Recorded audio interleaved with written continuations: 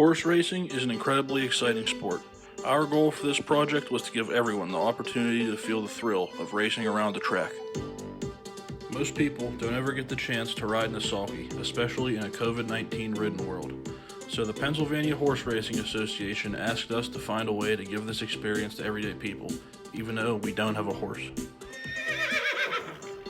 Right away, the team got to work coming up with ideas. You could see some of the iterations of our design.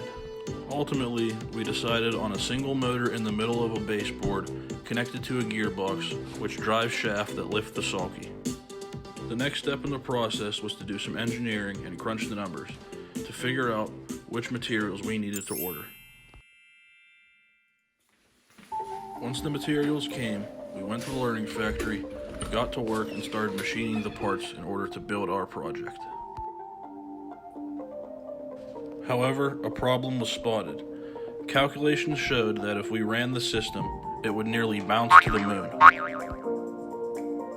The reason for this is that our system features rotation, but there is more mass on one side of the axis.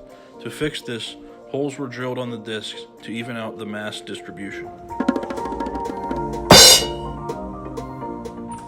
Once the machining was done, the next step was to assemble the simulator. Risers were added to the baseboard along with rubber dampening pads to ensure everything was on the same level and the system would behave smoothly. The gearbox and motor were then attached to the risers. Since the shafts are rotating and rigid, extreme precision was required while assembling the simulator. During the process, we frequently checked the alignment was right. Once everything was put together and we were confident that everything was aligned properly, we tested it with no load attached. We incrementally added weight until we were confident enough to put a person on there.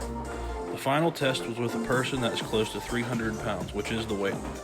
It passed all the tests with flying colors. This project was a great learning experience and a lot of fun for our team, and we'd like to thank you for taking the time to watch this video.